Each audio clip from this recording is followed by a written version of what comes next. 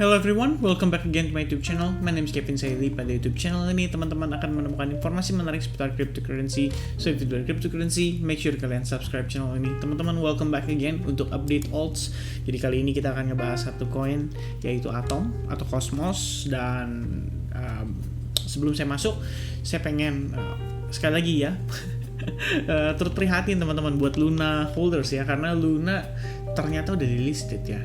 Delisted dari Binance. Beberapa pertanyaan yang masuk ke saya adalah kalau misalnya kripto bisa sampai kayak begitu, kira-kira nih yang lain bakal kena pengaruh juga nggak sih? Bakal ada nggak sih yang akan delisted juga gitu? Inilah reason utama kenapa kalau misalkan teman-teman kemarin ikut live streaming ya, di live streaming terakhir kita bahas tentang koin apa aja sih yang sebenarnya sebaiknya kita mungkin pegang pada saat bear market ini. Di sisi lain kita tahu bahwa inflasi di US itu menjadi sebuah ancaman karena mereka harus menaikkan suku bunga dan lain sebagainya, mempengaruhi resesi ekonomi dan lain sebagainya, teman-teman. Artinya rupiah kita di sini punya kemungkinan untuk melemah terhadap dolar karena value dolar akan naik karena dia naikkan suku bunga. Jadi akan timbul pertanyaan, sebaiknya kita investasikan aset kita itu di mana supaya tidak terlalu terkena dampak inflasi. Well, salah satunya udah sering banget saya bilang berkali-kali, yaitu emas fisik. Dan yang sudah pasti kalau buat teman-teman yang mungkin sering mampir ke channel ini, ya udah pasti pilihan kalian salah satunya adalah cryptocurrency. Nah, cuma berbicara soal cryptocurrency sendiri, ada beberapa kripto yang sebetulnya kita perlu sebuah pengecualian lah kita bilangnya. Nah, pada case ini kalau kita berbicara untuk market kripto sendiri, dimana saat ini baru-baru aja terkena dampak parah ya dari Luna beberapa hari terakhir, saya rasa ada baiknya teman-teman nge-hold koin-koin yang mungkin sudah dikatakan anti bear market lah kita bilang. Dalam arti waktu kondisi winter atau bear market lalu dia berhasil survive. That's it teman-teman. That's the key ya. Cuman kalau misalkan mau lebih secure lagi, mau lebih safety lagi, at least teman-teman pegangnya di top 5 koin aja. Which means Bitcoin, Ethereum, XRP, Cardano dan juga BNB ya. 5 koin ini harusnya top lah kalau saya bilang, at least bisa survive lah pada saat kita menghadapi bear market. Tapi kalau buat koin-koin lain under top 10 atau bahkan under top 100 ya boleh pegang, tapi teman-teman anggaplah itu sebagai salah satu sarana spekulasi juga. Dalam arti saya cukup yakin kok ada banyak orang yang megang Shiba. Kenapa? Karena dia ngelihat 0,0000-nya tuh banyak, teman-teman. Jadi kalau dia ngekill 1 zero aja itu naiknya tuh udah berkali-kali lipat. Makanya saya cukup yakin orang-orang tuh senang banget megang koin-koin seperti itu.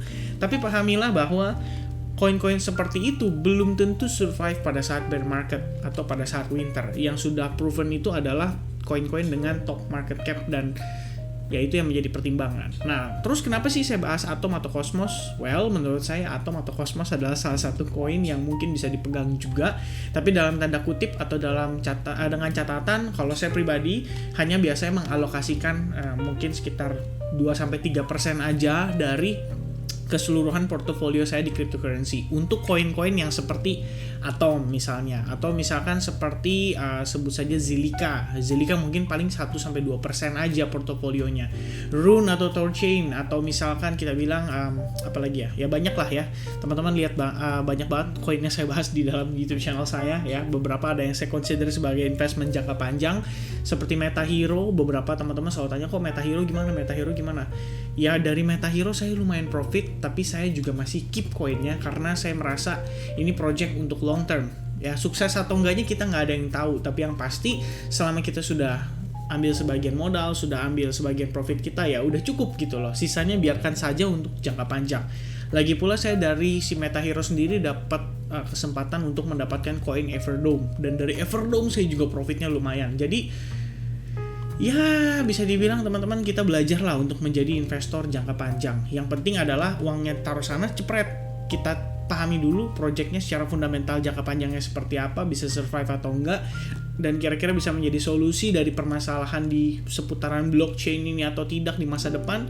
Ya itu menjadi pertimbangan kita. Alright, sorry banget intronya jadi panjang, tapi mudah-mudahan obrolannya bisa bermanfaat ya, dan memberikan sedikit banyak gambaran ke teman-teman gimana cara saya sendiri pribadi mendiversifikasi aset saya di kripto. Kalau misalkan saya beli spot, ya lebih kurang itu yang saya lakukan. Jadi Biasanya saya jarang banget tuh megang altcoin yang di bawah top 10, tapi persentase dari portofolionya tuh di atas 5% itu jarang banget. Biasanya yang gede-gede kalau kayak Cardano atau Ethereum atau XRP ya itu oke. Bahkan ya biasanya average-nya 10-20% bisa pegang sampai segitu teman-teman. Alright. Dan yang paling besar adalah Bitcoin. Alright. Oke, so let's dive into the content. First kita start dari time frame weekly. Jadi untuk Atom sendiri, kalau teman-teman ingat ya atau teman-teman recall, sebenarnya beberapa waktu lalu kita sempat bahas ya tentang Elite Wave ini sendiri. Ini kalau nggak salah saya bikin juga waktu di YouTube video yang saya share ke teman-teman juga. Intinya kita secara keseluruhan ini sudah bergerak dalam 5 wave dan memang seharusnya memasuki fase ABC corrective pattern untuk mencari wave 2-nya dia ya. Jadi wajar banget koreksi diiringi dengan Bitcoin yang drop juga signifikan dan beberapa market lainnya atau altcoins yang juga ikut terkena dampak. Jadi wajar banget teman-teman, dan memang ini sudah waktunya kalau saya bilang ya penyesuaian harga kalau kita bilangnya. Kenapa sih ya dimaksud dengan penyesuaian harga? Simpelnya adalah waktu bull run ya semuanya kan itu diiringi dengan transaksi yang bercampur juga dengan para orang-orang yang FOMO lah ibaratnya. Yang pengen beli takut ketinggalan, takut harganya meletus tinggi, melejit dan akhirnya yang nggak kebagian cuan. Itu yang most likely ya terjadi di seluruh market kripto ya. Begitu pula di saham. Nah, saham juga sama waktu itu ya, angkatan corona. Nah, intinya kita ngelihat di sini terbentuk bearish divergence dan sudah memang terkonfirmasi di mana secara RSI sendiri saat ini sudah berada di bawah indeks 50, which means harusnya lebih ke arah bearish. Cuman yang menarik adalah teman-teman lihat di sini ya, ini kita mendapati bahwa ada situasi di mana ini berpotensi kita katakan sebagai hidden bullish divergence ya, atau kita ya consider aja lah RSI-nya di area yang sama tapi dari segi pricing jelas banget berbeda jauh teman-teman ya. Jadi ini merupakan suatu kondisi adanya, kalau saya bilang itu istilahnya apa ya, peningkatan value lah terhadap si Atom ya. Mungkin Atom dengan projectnya, dengan developmentnya sekarang sudah menjadi lebih baik. At least di RSI yang dianggap sudah memasuki area oversold, dia turunnya nggak terlalu parah, nggak sampai kayak ke $1 gitu, atau kayak Luna kemarin teman-teman ya. Luna lagi jadi contoh. Oke, nah kalau lihat pergerakannya saat ini, well, ini saya hanya menggunakan Fibonacci retracement saja dari swing low ke swing high-nya teman-teman di kisaran Fibo 50%. Dan memang kita mendapati bahwa area-area ini itu berpotensi menjadi level support dan resistance-nya dia. Sebenarnya tanpa Fibonacci retracement sendiri kalau kita perhatikan di sini memang terdapat area support and resistance. Jadi memang area ini sendiri kalau misalkan ini menurut pandangan saya teman-teman, kita berbicara untuk potensi dulu lah ya. Potensi untuk kita melakukan average atau melakukan DCA pada kisaran range area ini menurut saya cukup oke. Akan tetapi dari proses penurunannya tentu saja belum kita katakan sebagai proses yang oke gitu. Bahkan ini kalau saya bisa bilang ini hanya baru 38% koreksi saja teman-teman ya. Bayangkan kalau dia masih drop sampai kisaran Fibo 50%-nya, barulah kemudian dia rebound. Anggaplah seperti dead cat bounce teman-teman. So far kita baru ke 38,2% dan baru ada reaction di sana. Well, ini juga belum closing untuk weekly-nya, masih ada besok Sabtu dan Minggu, masih ada pergerakan di hari weekend dan kita masih belum tahu pasti apakah area ini adalah area yang tepat untuk kita melakukan akumulasi terhadap Atom atau si Cosmos ini. Dan to be honest teman-teman, Atom atau Cosmos juga merupakan salah satu koin yang saya pegang. Terakhir saya sempat rugi karena saya ada cut loss ya. Waktu posisi terakhir dia di kisaran range ini, harusnya teman-teman di advance group itu tahu ya, saya ada sempat melakukan averaging spot dan akhirnya saya putuskan menempatkan stop loss pada kisaran range ini. Jadi begitu dia drop dari kisaran $20 itu saya otomatis ke close ya untuk ya pokoknya Cosmos atau Atom yang saya pegang di spot account. Dan kerugiannya ya bisa dibilang lumayan ya teman-teman, sekitar ya kalau misalkan dilihat di sini ya ini range-nya sekitar 35%-an ya dari penurunannya dia terakhir. Yang pasti lumayan, tapi gak masalah karena saya jadi pegang USD dan USD ini bisa saya gunakan kembali untuk kemudian saya melakukan akumulasi dari harga yang lebih murah. Dan sekarang pun ya menjadi consideration saya sebenarnya tergantung dari closing hari ini. Saya lagi memperhatikan apakah closing Cosmos hari ini possible membentuk yang namanya bullish engulfing pattern. Karena kalau misalkan kita lihat di sini dia confirm membentuk bullish engulfing pattern, then I can buy back at least senilai yang mungkin setengahnya dulu senilai yang saya cut loss terakhir teman-teman terhadap si Cosmos. Dan ya seperti yang saya katakan ya, saya juga nggak terlalu pusing. Kenapa? Karena waktu entry di Cosmos, saya terakhir masuk itu portofolio saya kalau nggak salah 3% aja dari keseluruhan porto. So let's say teman-teman, ini sebagai contoh ya, misalnya 100 juta dan 3% itu berarti $300. Dah, nggak terlalu pusing teman-teman. Even kita rugi 30% dari $300 tuh kayak sekitar $90, ya nggak masalah gitu kan. Dan sekarang kita punya opportunity untuk buyback dan bahkan dapat koinnya lebih banyak. Menurut saya itu adalah something yang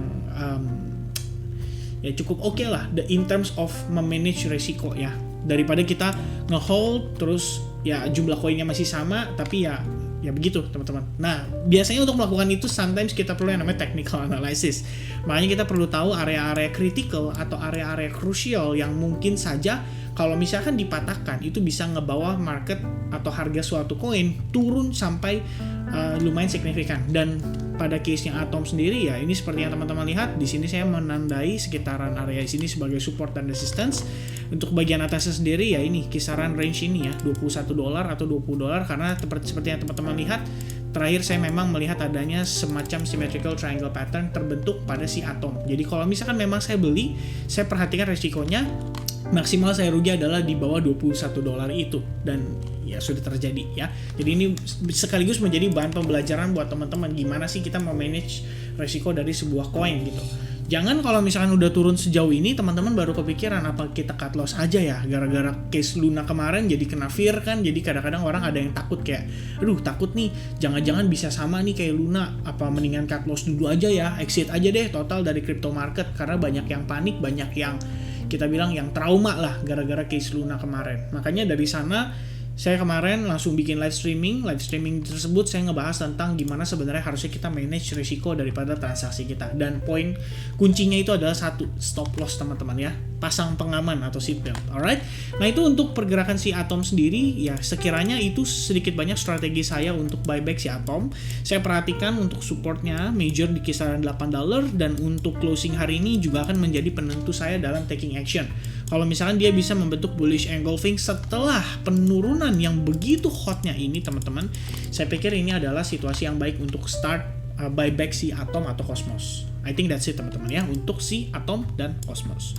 Nah, berikutnya teman-teman, kita lihat dari time frame hourly. Sebenarnya not much yang bisa dibahas di sini.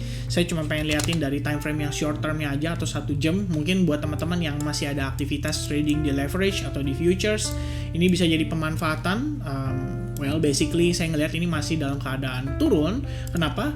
Teman-teman perhatikan ya. Ini resistance terakhir kita bisa consider, terus ini adalah area support. Lalu waktu dia break ini dalam keadaan yang sangat cepat dan signifikan, dia rebound, ngetesnya sampai ke kisaran support terakhir. Nah setelah itu ya dia bermain di area yang kita bisa consider seperti ini lah ya. Ini pandangan saya teman-teman, sehingga saya bisa katakan this is our support and resistance. Ini most likely fake out ya, karena ini kayak nggak pernah terjadi. Jadi kayak naik terus turun lagi. Mungkin itu short squeeze buat ngenain posisi-posisi long yang lagi pada ngelong si Cosmos. Dan yang pasti saat ini yang kita perhatikan adalah paling penting ya, range-nya itu adalah di kisaran area ini teman-teman, karena ini adalah ya saya bisa bilang kayak semacam protected high atau area supply atau area big fund zone sellers ya, which is ini saya akan tuliskan seperti ini ya, protected high atau supply. Banyak sih sebenarnya teman-teman istilah-istilah seperti ini ya, atau big fund zone sellers. Tapi kalau big fund zone sendiri memang punya meaning buat saya, dan at least ya di kisaran range tersebut ya. Nah di sini yang miniaturnya adalah di kisaran range ini. Jadi kalau misalkan si Atom sendiri belum berhasil, well peluangnya buat closing membentuk bullish engulfing saya rasa masih belum terkonfirmasi ya, karena kemungkinan bisa reject dan dia bisa ngetes lagi ke level sekitaran $10, which means kalau $10 ya di time frame daily nggak jadi bullish engulfing. Yang jadi adalah kita bull candle-nya itu masih cenderung di dalam red candle-nya atau bear candle-nya, jadi belum confirm. Makanya sometimes kita perlu konfirmasi, dan setelah saya bikin video ini harusnya kita masuk ke sesi New York, bakal ada pergerakan yang lebih fluktuatif lagi untuk market crypto. Di sana akan ada banyak data yang bisa kita kumpulkan untuk bisa memutuskan apakah baik untuk buy Cosmos sekarang atau wait for closing-nya dulu teman-teman ya. Tapi kalau saya bilang sih mendingan tunggu closing lah. Karena even though dia naik sekalipun, takutnya dia masih bisa ke reject lagi di kisaran $12 untuk kemudian dia melanjutkan penurunan ya. Pahami bahwa tren untuk Cosmos saat ini overall-nya masih bearish. Saya hanya mengconsider sebagai area yang kita bisa consider sebagai potensi support aja, which means ini sifatnya masih asumsi, belum terkonfirmasi dengan close candle time frame daily. Pahami dulu hal ini sehingga teman-teman harus tahu bahwa kalau misalnya kita bilang berasumsi berarti belum tentu atau secara probabilitas itu masih di bawah 50% ya. Jadi jangan terburu-buru, no need to rush, nggak usah khawatir, nggak usah takut ketinggalan. Opportunity untuk beli di harga murah masih lumayan panjang teman-teman. Dan ya, hopefully video ini bisa membantu buat teman-teman sekalian yang untuk bertransaksi. Kalau untuk futures jangan ditanya ya teman-teman ya, intinya follow the trend aja, simple as that. Lebih baik menunggu opportunity untuk melakukan short ya. Memang bertolak belakang dengan strategi untuk kita di investment, tapi ya as a trader kalian harus memanfaatkan situasi sebaik mungkin. Dan ya kalau kita lihat dari time frame kecil ya ini still short gitu loh, still opportunity to do short teman-teman. Alright. Maybe kalau kalian memperdebatkan, ada yang bilang ya ini kayaknya berpotensi inverse head and shoulders. That's why teman-teman kita perlu konfirmasi dulu. Dia bisa nggak maintain di atas $10?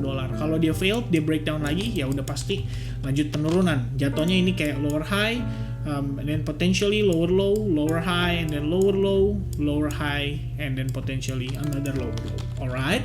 So itu aja teman-teman. Thank you very much for watching this video. I hope you guys enjoy this video dan bisa mendapatkan banyak informasi baru ya, entah itu dari segi technical analysis atau dari segi bagaimana risk management dan bagaimana kita sebaiknya alokasi untuk belanja lah kita bilangnya teman-teman. Alright, I think that's it. God bless everyone, have a pleasant night. Thank you very much for watching this video and cheers, bye bye.